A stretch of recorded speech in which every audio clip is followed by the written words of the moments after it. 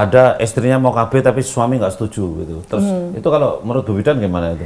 Tempelkan di dadanya, jadi putengnya langsung di sedot ruang persalinan tuh, bayinya kita taruh di dadanya, ibunya teriak-teriak. Kaget itu. Berarti kalau pas hamil saya harus menyiapkan payudara saya ya, breast care dulu misalnya gitu, putengnya ditarik-tarik gitu. Putengnya itu kalau bahasa Jawanya gampang, mendelep gitu, masuk ke dalam itu bahasa susah diterjemahkan bahasa Indonesianya ya.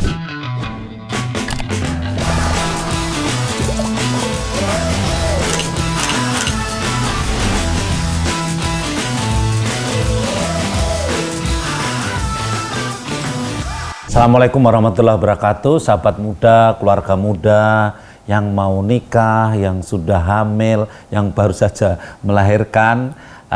Selamat bertemu kembali dengan kita di Diagnosa, dialog ringan, obrolan santai. Dan hari ini ada tamu yang luar biasa, super istimewa, karena Ketua IBI kita, Bu Emy, hadir di sini. Terima kasih Bu Emy. Terima kasih Pak Hasto sudah diundang ke sini.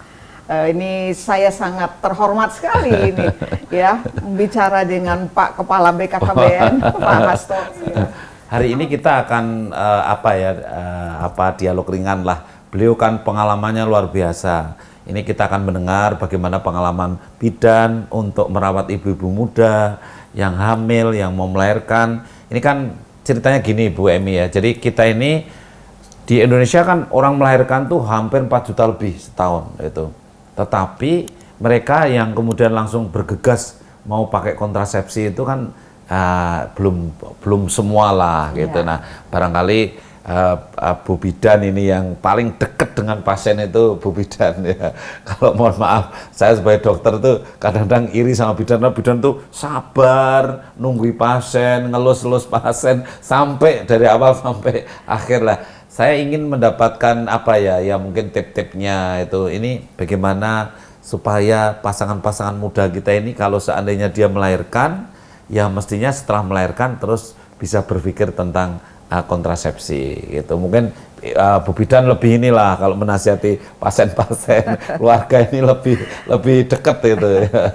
Silakan Bu. Iya, baik Pak. Ya benar sekali, karena bidan ini memang sangat dekat dengan masyarakat dan ada di tengah-tengah masyarakat dan paling mudah diakses oleh masyarakat.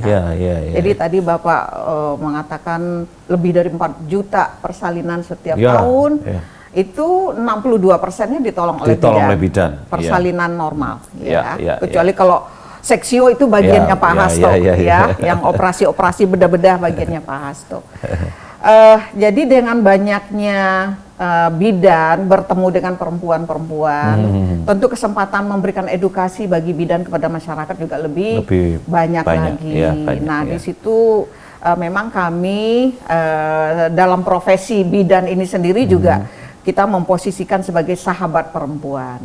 Jadi dalam kita melakukan interaksi dengan pasien, dengan ibu-ibu muda juga, itu kita interaksinya sangat feel free begitu Pak. Jadi mereka dapat menceritakan permasalahannya, gapnya tidak terlalu jauh. Karena kita ada di tengah-tengah masyarakat, bahasa yang kita gunakan juga bahasa yang sama.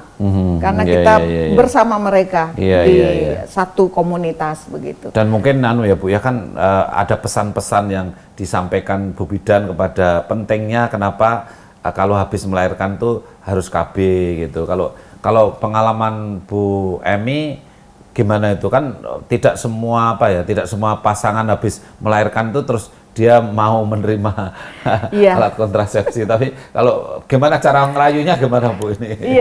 Nah itu tadi, jadi cara merayunya karena kita menyampaikan pesan-pesan itu dengan bahasa mereka juga, bahasa mereka dan kebetulan memang kalau untuk pasangan-pasangan muda setelah mereka melahirkan untuk mengikuti menggunakan kontrasepsi itu dari jauh-jauh hari sebelumnya kita sudah memberikan informasi. Jadi waktu hamil sudah diedukasi ya, pentingnya kontrasepsi. Betul. Jadi tidak pada ujuk-ujuk ya istilahnya, ujuk-ujuk apa itu.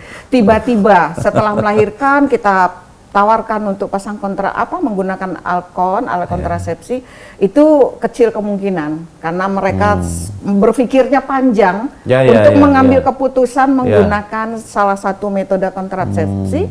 Itu mereka kan harus punya pengetahuan yang lengkap dulu, mengerti dulu. Nah, ini salah satu standar sebetulnya, Pak.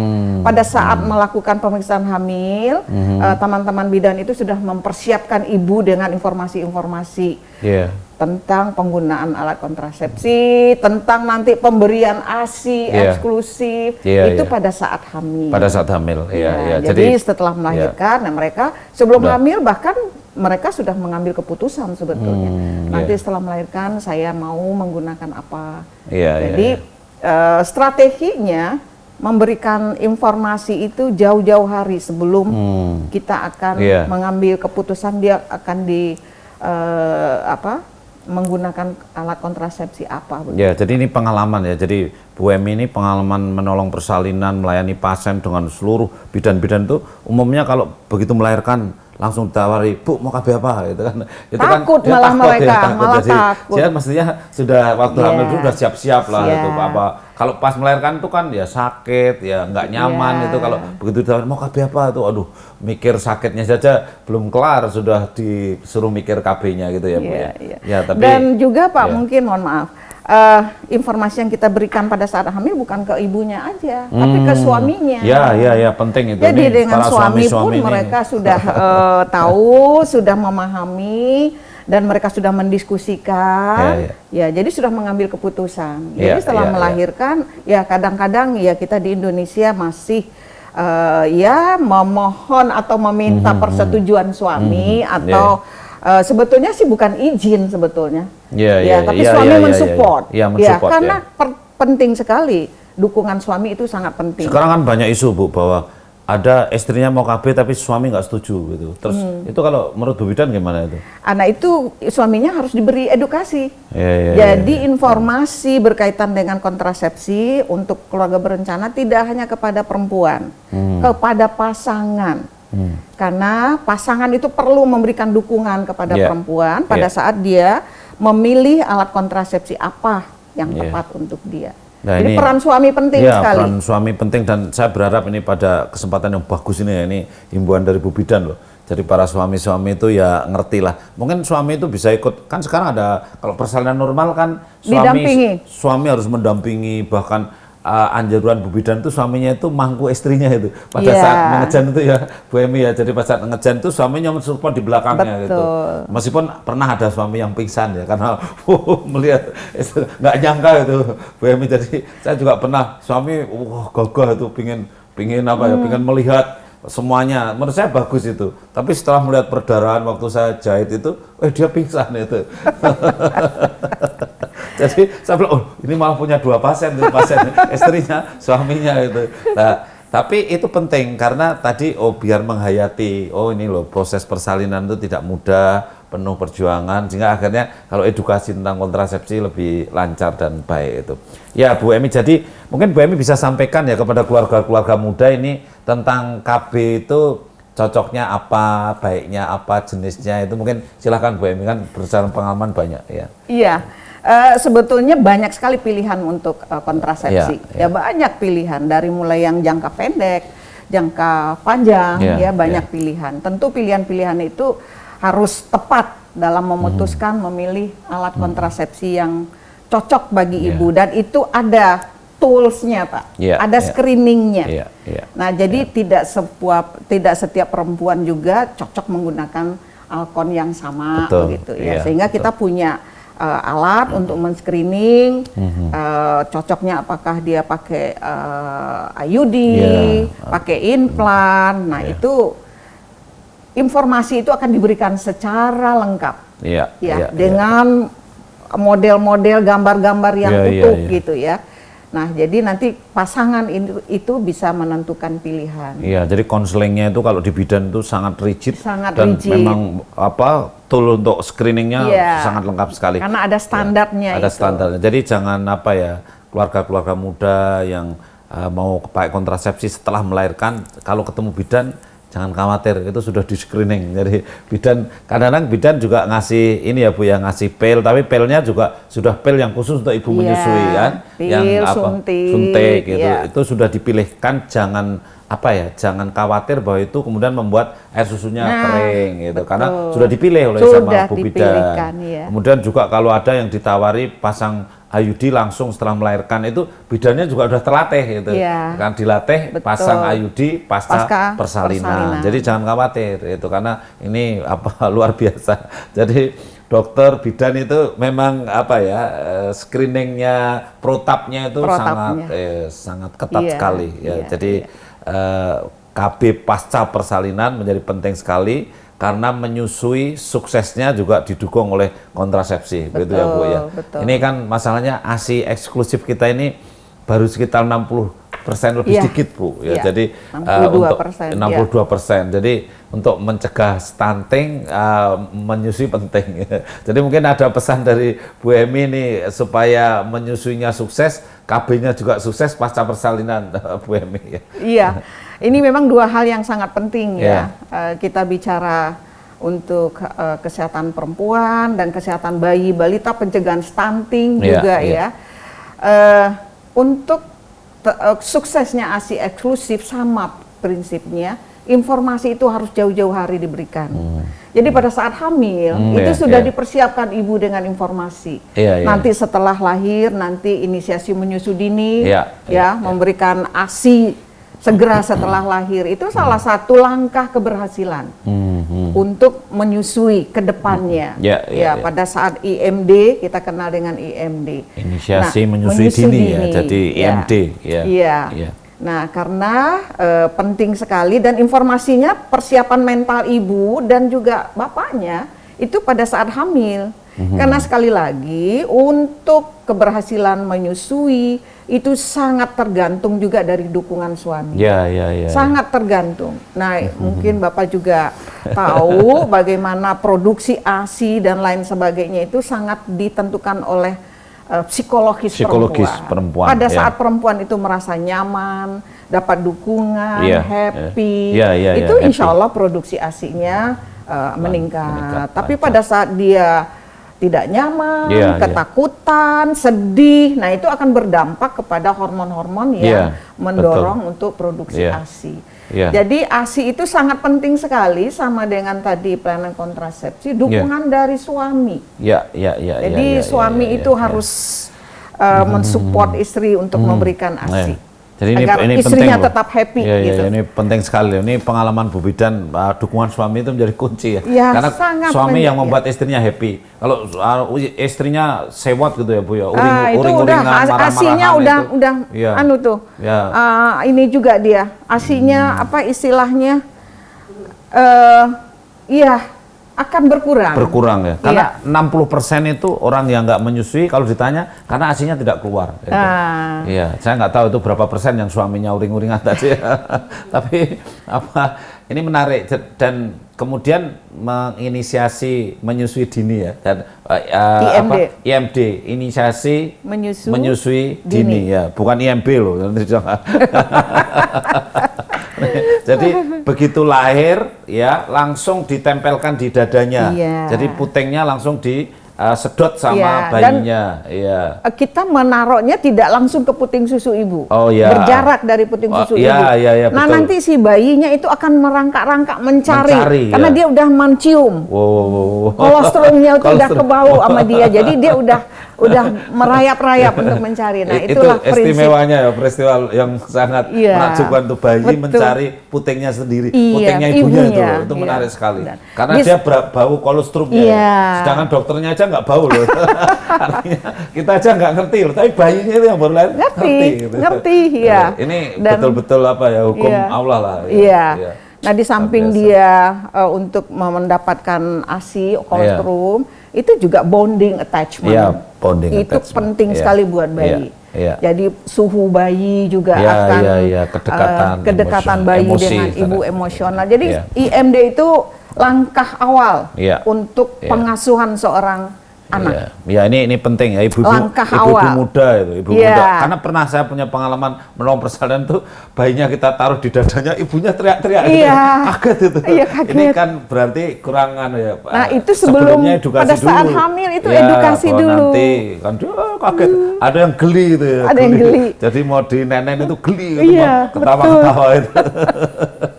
Jadi ini butuh latihan. Tapi saya nggak tahu pendapat para ahli sekarang ya.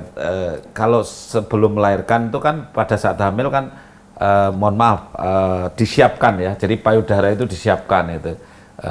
Tapi beberapa pendapat kalau menyiapkan puting sebelum melahirkan itu ada yang tidak boleh ya Bu Emi ya. Artinya karena mungkin pada saat hamil kita melakukan rangsangan terhadap puting susu, breast care, during pregnancy itu kan itu juga berisiko terhadap kehamilannya, karena terjadi kontraksi betul, dan lain-lain. Betul sekali. Ini karena banyak ibu-ibu muda yang tanya, kalau saya mau menyusui besok berarti kalau pas hamil saya harus menyiapkan payudara saya ya, breast care dulu misalnya gitu, putingnya ditarik-tarik gitu misalnya gitu. Nah, ini nggak boleh ya, ini nggak boleh. Karena ada yang mohon maaf, kalau bahasa kedokterannya itu inverted, jadi putingnya itu kalau bahasa Jawanya gampang mendelep gitu, masuk ke dalam itu bahasa susah diterjemahkan bahasa Indonesianya ya, kalau bahasa kedokterannya inverted, putingnya masuk ke dalam. Jadi nggak bisa disedot itu karena susah bayinya. Nah ini jangan pada saat hamil ditarik-tarik dulu gitu ya, karena ini parah ini. Karena tadi pesan Bu Bidan, kalau ini ditarik-tarik bisa membuat rangsangan untuk kontraksi rahimnya, ya karena ada hormon oksitosin yang kemudian terpacu, kemudian oksitosin itu membuat rahimnya kontraksi gitu. Kalau kontraksi padahal belum 9 bulan, jadi bisa lahir sebelum waktunya. Jadi hati-hati loh kalau kita bermain-main breast care selama kehamilan, ternyata bisa membuat lahir sebelum waktunya. Tapi memang ada ibu harus diajarkan bagaimana kebersihan, termasuk kebersihan payudara. Kita memberikan informasi-informasi itu secara utuh, tapi untuk melakukan rangsangan-rangsangan itu yang menyebabkan kontraksi, nah itu yang harus dihindari. Biasanya ada ini Bu, ada mitos-mitos ya. Kalau seperti misalnya ada kalau saya takut kalau pasang IUD itu nanti IUD-nya bisa lari kemana itu. Kalau saya IUD gagal, jangan-jangan nanti IUD atau spiral kalau bahasa dulunya itu, jangan-jangan nanti nempel di pipi atau nempel di kepala itu. Caranya Bu Emi menerangkan gimana ini? Kadang-kadang kita sebagai dokter kan, Bu Bidan tolong dikonseling lah ini karena pasiennya pikirannya aneh-aneh. Punya waktu banyak untuk berkomunikasi. Kalau Bu Emi gimana ini? Saya rasa tuh kejadian itu yang memang umum Pak. Ketakutan itu pasti Nah ketakutan itu tentu akan berkurang pada saat dia tahu, dia mengerti. Dan di dalam kita memberikan edukasi konseling itu kita memberikan gambar-gambar di mana sih letaknya IUD itu, di mana sih letaknya bayi itu. Dia nggak akan jalan-jalan nyari pipi bayinya begitu. Jadi dalam kita memberikan konseling kita ada tools juga yang namanya ABPK, alat bantu pengambilan keputusan. Itu ada lembar balik. Itu lembar balik. Nah di situ ada gambar-gambar, ada foto-foto yang bisa dilihat oleh ibu. Jadi dia tahu IUD nggak akan sampai nyari-nyari pipi bayi seperti tadi. Ini keterangan Bu Emi ini bagus sekali ya, karena bayi itu ada di dalam ruangannya itu isinya air ketuban. Setelah di luar air ketuban itu ada selaput ketuban, kemudian IUD itu ada di luarnya selaput ketuban itu. Kalau seandainya IUD-nya nyocok atau nyocok itu bahasa Indonesianya apa ya? Menembus selaput ketuban pasti pecah. Jadi bagaimana bisa nembus pipi? Wong begitu nembus ketuban aja terus pecah, habis pecah lahir kan gitu. Proses persalinan. Jadi kan itu yang nggak masuk akal itu mungkin bisa dipahami bersama lah. Ya Bu Emi barangkali ada pengalaman khusus ya kalau KB yang pasca persalinan tuh. Apa kesulitan, kemudahan untuk merayu mereka biar mau KB, atau mungkin Bu Emi punya pengalaman yang unik-unik tentang KB pasca persalinan? mungkin karena KB pasca persalinan, ketakutan mereka memang apakah nanti mengganggu produksi ASI atau tidak. Alhamdulillah sekarang alat-alat kontrasepsi itu sudah banyak produksi yang tidak mengganggu ASI, baik IUD, implan maupun suntik juga dan pil juga ya Pak ya. Sudah kita sediakan semua. Iya, sudah ada disediakan dari BKKBN. Jadi tidak lagi menjadi ketakutan. Karena sekarang sudah mulai dengan kita memberikan edukasi saat hamil, mereka sudah mulai willing, sudah mulai berkeinginan memberikan ASI. Nah, mereka khawatir juga kalau saya KB baru melahirkan apa enggak mengganggu nanti ASI-nya. Itu hal-hal seperti itu yang banyak kita temukan. Nah, dengan adanya alat-alat kontrasepsi yang memang tidak mengganggu produksi ASI, saya rasa itu sangat tepat sekali, Pak. Dan penting sekali ASI itu memang karena ASI dengan KB itu sangat berkorelasi. Ketika dia itu masih menyusui aktif, kemudian air susunya juga cukup, maka biasanya masih tidak menstruasi atau amenore, sehingga dikenal ada metode kontrasepsi dengan amenore ini. Jadi laktasi amenore method ya. Jadi metode KB tapi dengan cara laktasi menyusui, sehingga karena menyusui sehingga tidak menstruasi, dan itu aman, relatif aman sampai 6 bulan. Sampai 6 bulan kalau air susunya cukup, maka kemudian yang bersangkutan tidak menstruasi, kira-kira yang hamil itu kecil ya, mungkin hanya sekitar 2% itu. Kalau tertib ya, jadi ada manfaatnya juga menyusui itu untuk sebagai alat atau cara lah, cara untuk mencegah kehamilan. Tapi ASI eksklusif. Ya, nah ASI eksklusif. Saja. Ya, ASI saja. Jangan ASI ditambah macam-macam ya. Karena kalau saya waktu kecil ya beda ya. Baru lahir langsung, Bu Emi juga mungkin sama ya. Jadi waktu lahir kan langsung di tulang gedang ya, dikasih pisang itu. Saya nggak tahu Bu Emi lahir di mana ya. Tapi kalau ibu-ibu dulu kan lahir langsung kasih pisang, kasih bubur gitu ya. Tapi ini yang disampaikan Bu Emi, ASI eksklusif adalah ASI saja sampai 6 bulan. Jangan khawatir, cukup itu sampai 6 bulan. Ya Bu Emi, luar biasa ya. Banyak penjelasan yang sangat bermanfaat dan menarik dari Ibu Emi, Ketua IBI, dan Bu Emi sibuk sekali sih.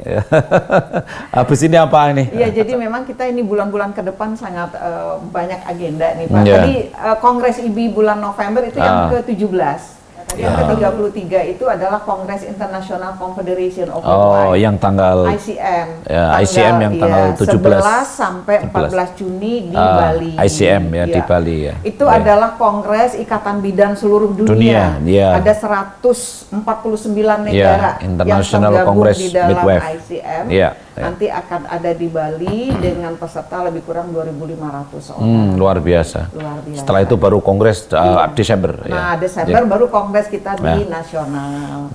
Sukses Bu Emi dan ini semua keluarga muda, semua pasangan muda yang mau nikah dan baru melahirkan, semua ibu-ibu mendoakan semua agar IBI sukses selalu. Amin, dan sahabat muda, keluarga muda, ini tadi obrolan kita yang luar biasa.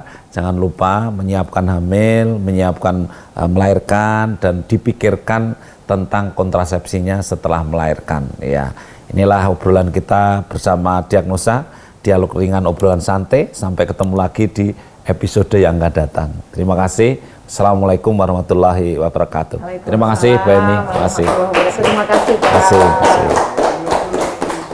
kasih. Ini diminum, Bu.